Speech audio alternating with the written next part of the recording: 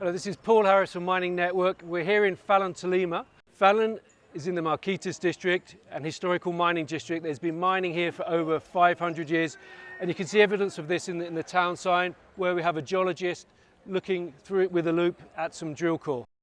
Interestingly, the geologist on the Fallon town sign isn't a random person. We actually met the geologist depicted on the sign, who was one of the first local outcrop employees from Fallon. His name is Camilo Arros.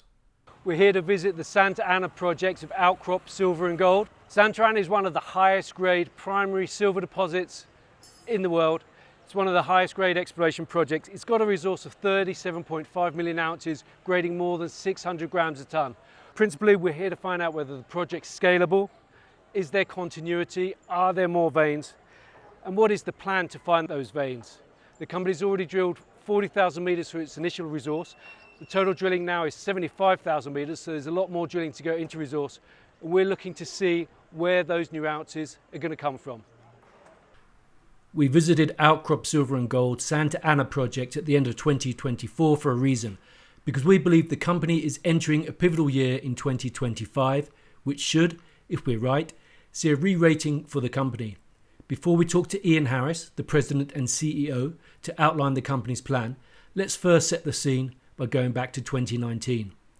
2019 was the year Outcrop first acquired the Santa Ana project, and by the end of that year had begun drilling. In February of 2020, the first assays were in, making the initial discovery at hole at Santa Ana hitting 0.7 meters at 21 grams per ton gold and 303 grams per ton silver. 3 days later, mining billionaire Eric Sprott took a $1 million stake in the company.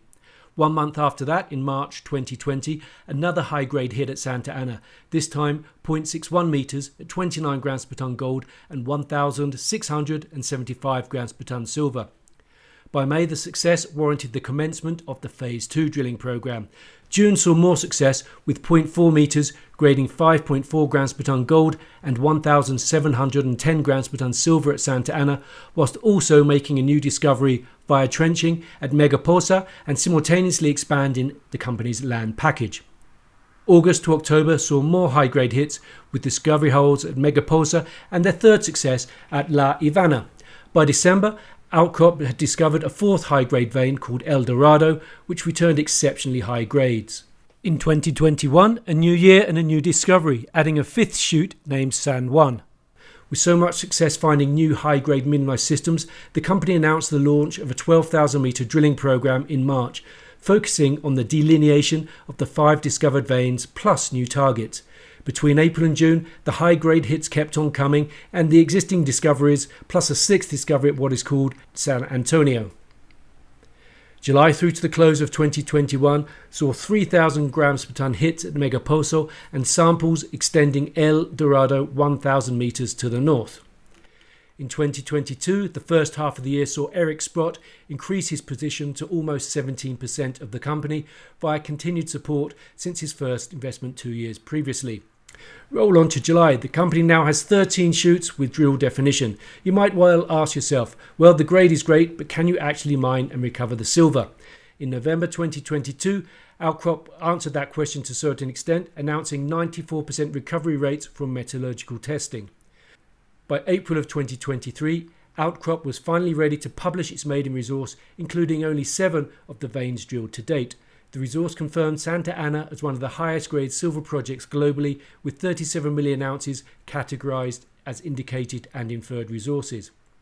The 12 months following the resource saw more metallurgical test work, resulting in groundbreaking gravimetric results, further increasing the originally exceptional recoveries. Both met and grade ticking all the right boxes and beyond. Ian Harris decided the next step is to prove one final thing at the project: scale. A new drilling campaign commenced in mid-2024, and to date, the plan appears to be working, with 4 new veins being discovered, including Alguila, La Ye, Jimenez, and Los Mangos.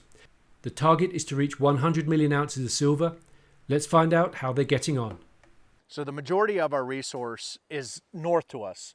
From this point further north, the majority is in 1/3 of the upper section of our entire 17-kilometer trend. So the objective, number one objective this year was to test as many targets as possible. Here at Morena, actually this is going to be the first drilling ever on this target. And the goal is to convert as many of those targets into discovery, so that when we focus on our exploration and resource drilling next year, we have as big of an inventory as possible. But also, very simplistically, explaining to shareholders, you have 37 million ounces in the north and about a third of the overall trend. We've hit here to be able to show exactly how this resource can grow. The other part of it is a systematic approach to saying, we know the average width, we know the average grade, we know our success rate, we have an idea of the overall strike. How much would it cost us to convert from drilling to get into an ounces in a resource, to make sure that we're doing at a number way lower than it costs us in the value that it creates in market. So our internal number, for example, 50 cents, and we know we'll have a value above $1 currently in this, even if the market continues to go sideways. So we know that we're spending our money in a way that creates significant value for our shareholders. Now, the veins here, they're relatively shallow. The drilling you've done in the past has been to average depth of 150, 200 meters.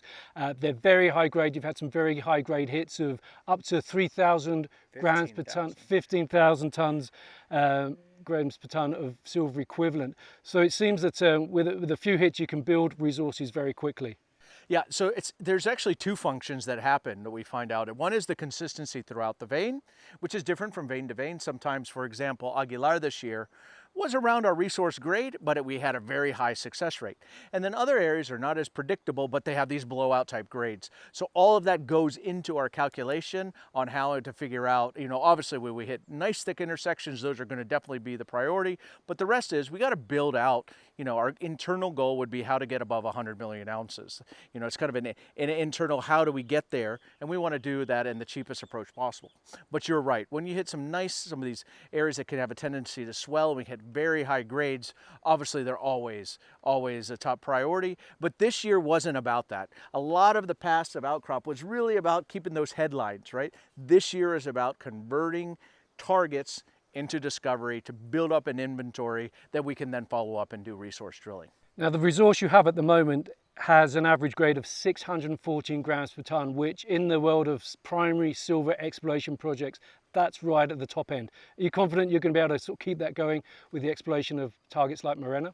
One of the things we're excited about is to date, that grade continues, both primary silver and around that resource grade on average. So that's really exciting. We have one little step left, but it's a little bit of an ace up the sleeves as we're going to be going to Mangos. This drill that's sitting here, its next place that we want to take it is going to the very southern end of the deposit, Los Mangos. But surface indications get us excited that we think we can deliver, but the proof is in the pudding. When the drill steel hits the ground, hits the vein, how does it look underground? But so far we're seeing the similar grades, so primary silver, and you're right. There's not a lot of primary silver projects in the world as it is. Well, having one of this high grade is obviously very exciting, seeing it continuing halfway through the trend. And by the end of the year, we'll be able to hopefully demonstrate we're seeing high-grade primary silver throughout this 17-kilometer corridor. How have you identified the targets? As our viewers can see, there's a lot of vegetation here. It doesn't appear that there's a lot of outcropping stuff. Are there structures that your geologists sort of pick out and then you sort of poke around?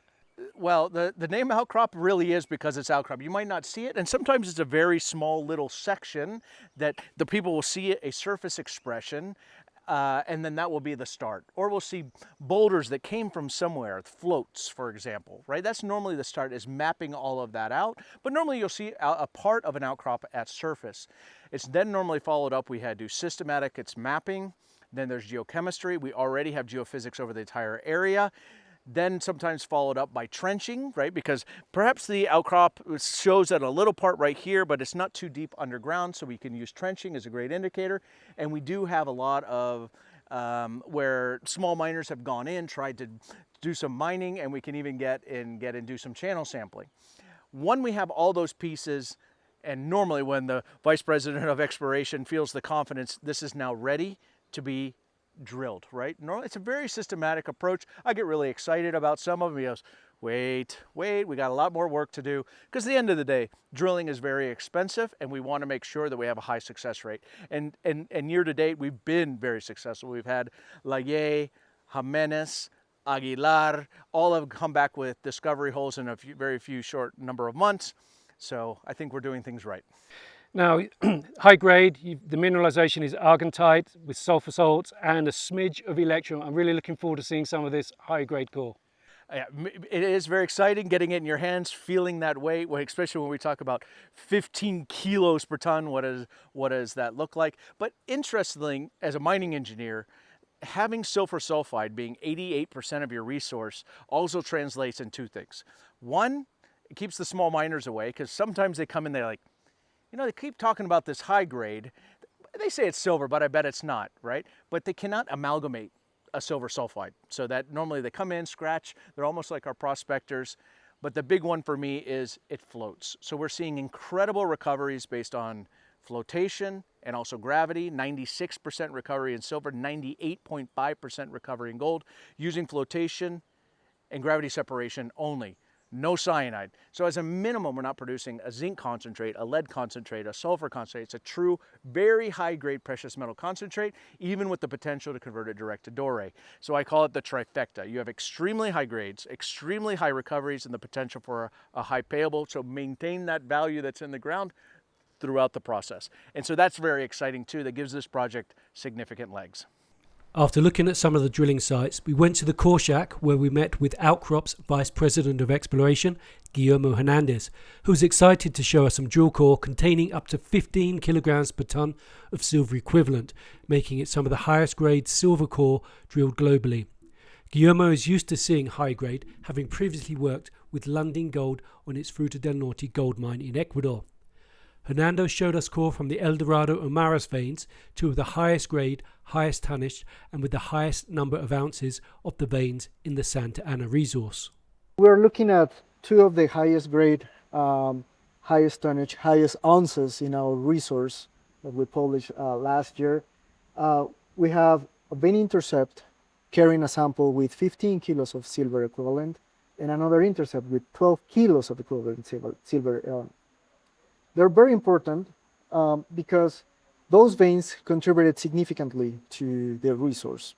Okay, well, let's have a look at 15 kilograms a ton, see what that looks like. What have we got in here? What's the mineralization we're looking at here? So you have the whole mass is mostly pyrite, but the darker part, all the black spots in here are argentite, which is a silver sulfide.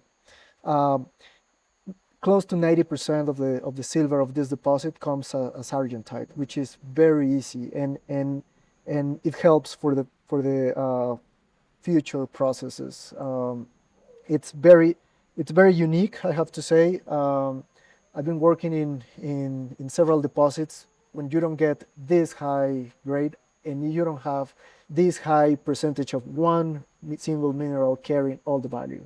The company's already got 38 million ounces in 7 veins. The question is how to scale to get up to that 100 million ounces or more. What's the plan? How are you targeting finding new veins? Sure. So we have mapped the corridor. We haven't complete the entire corridor in detail. We've been jumping around, making those steps 400, 500 meters, and what it's very unique and it actually mind-blowing is the veins are very consistent. So you can follow them for kilometers. Recently we drilled a target that it's called Jimenez. Our very first released intercept in Jimenez was 30 centimeters, but carrying 3 kilos of silver. You know the grade is there, so we need to find where it swells. And by doing that, we were testing several parts, and we reached this area where we intercept. The whole intercept is almost 2 meters, and it looks very, very similar to those high-grade portions. And actually, this one is carrying native silver along the cracks. So that's a pure indication it's going to have very high grade. And just visually, it obviously hasn't been cut or assayed yet, but you can see the pyrite, you can see the argentite, and obviously the quartz, the vein that it's sitting in. Exactly. So yeah, so looking at the mineral assemblage, you can tell it's going to be high grade. Typically, drilling high-grade narrow veins, the drill spacing has to be very tight in order to prove that up. But you say the veins are pretty continuous, very continuous. So what does that mean for your drill spacing to sort of prove it up? Between the 60 to 80 meters separation, you could get your resource. Inferred is going to be around 60 meters, and 80 meters is going to be inferred. That seems very good. It seems in terms of being very wide. Exactly. I was thinking he was going to say 15 meters, 20 meters. Yeah, because when you get these ore shoots, these high grade pockets, they're very consistent. So they're not like just spots all over. So it tends to be very consistent, and we've been managing to see there's a certain plunge, there's a certain elevation more favorable for the highest grade and the widest intercepts. Guillermo went on to show us the Maris vein, which stands out with its wide, high-grade intercepts, loaded with argentite and quartz, carrying over 7 kilos of silver per ton. The company fast-tracked this from discovery to resource in just 1 year, and it now accounts for 28% of Santa Ana's total resources, showcasing the power of focused drilling and its ability to rapidly build ounces. Now you've got a couple of samples here from veins that are being drilled. Laye is currently being drilled. I see you've got a sample there, and then Mango is the next one that's going to be drilled. The next target to be drilled. Very important about Mangos is in the farther south. It's in the tip of the property. So from the current resource area to Mangos, you have 17 kilometers apart. So the part of the strategy was to go all the way to the south and prove the market that the entire corridor has grades and the potential to make significant contributions to the resource. And that strategy has already paid off. Since our visit in November 2024, Outcrop Silver has announced another high-grade discovery at Los Mangos, which is 4 kilometers south of their latest finds at Laye, proof that the full 17-kilometer corridor is mineralized. Following our time with Guillermo, Ian Harris takes us to the site of the first drill pad, where the company got its first major drill hit, and from where we can see the locations of other drill pads and start to get an idea of the lie of the land and potential scale and scope of the project. This location holds future significance, as it is also set to become where the company plans to build its pilot plant. And this is also a very important location for us because we've also picked this as the site. You know that we basically drove 2 seconds outside of town to be here where we are today. We see a very nice area. There's old workings right behind us. There's the old outcrop, so you get an idea that the vein is going this way and plunging underneath us, dipping below us, below our feet. This is also a location that we're using for our Argentum project, right? Hopefully later in this story we'll be able to meet with the governor's office, meet with the mayor, talk a little bit about this pilot project we'd like to put together, right? Doing a very, very small scale operation, including mining, plant, capacity, innovation, and be able to get a part of that raw material silver that's so important for the planet right now. So it's really a project we're developing together with Tolima and ourselves to also answer compelling questions to market. Because people go, can you really mine that? And I'm like, well, there's mines all over the place in Colombia that mine this exact kind of system. Some are producing 200,000 ounces of gold a year, quite large operations. But I like things that keep it simple. Is it possible? Yes, it is. Here's the example. Can you really get those types of recoveries? Yes, you can. Here's what. Can you really? And answer all those questions. But it also allows us to ability to scale. We know that silver can be very explosive, so we wanted to have that pathway into production. And this is where we wanted to all start. Mining projects are not developed in isolation, and it is increasingly important to have community support. We met with local government officials, including the Mayor of Falan and the Mining Director of Tolima Department, to ask them about the role they see for mining in their communities and the level of support they are willing to give mining projects in their territories. During our conversation with the Mayor, he spoke of the benefits to the community of having Outcrop exploring in the region. These go beyond job creation, he said, as the company has helped the municipality source third-party funding for various social needs and programs. Following the visit to site, we had one more step left on our journey to Ibagué, the capital of Tolima province, and whilst we were there we met with the state director from the Tolima department government. Outcrop plans to start a small pilot plant whose permits will come from the departmental government rather than the national government in Bogotá, so we wanted to get a feel for the level of support Outcrop may find there. I started by asking the state director of Tolima.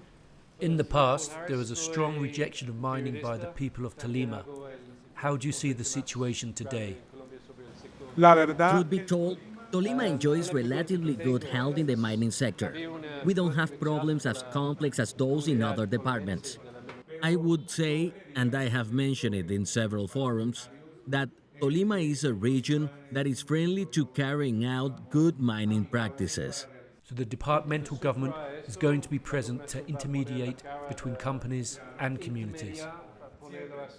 Of course, we always provide support, and I personally am fully committed, along with my team, to supporting these processes in the region. We go and we visit the projects, give a share of tranquility to the community by telling them that it's mining that is truly made with all the technical and international standards, and that what you are coming to the territory is to bring development. It's not as was previously thought. And pardon me, but the discourse, even from the president, compares it to the Spanish conquest era. The notion that people from outside only come to exploit us, extract our minerals, and then leave. But that is not the reality, and we all know it. Yes, this discourse is often leveraged. However, from our direction, we manage both the mining and energy sectors.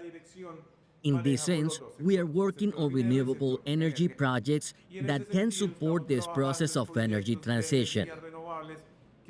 As experts, former ministers of mines and energy, and other sectors specialists have stated, without mining, there is no energy transition. If we are thinking about energy transition, we must consider mining. It is fundamental. There is no possibility of a transition without mining. Thus, we are also supporting several processes linked to mining in the context of the transition. In fact, not to influence too much here, but the work we are doing with Tiana and under Ian's directive in Cartagena, and with Maria Cristina, and perhaps Ana Maria could join the effort. Oscar Germán is also helping us. See if we can form an alliance with Samsung and the South Korean embassy. Silver is a very important resource, primarily for manufacturing. An alliance, yes. An alliance, but I wouldn't know under what terms it will be proposed. In Tolima. Because Samsung has developed a battery based in silver and graphite, without lithium. This presents two opportunities, and we want to propose them. The visit to Outcrop Silver and Gold's Santa Ana project was instructive on many levels.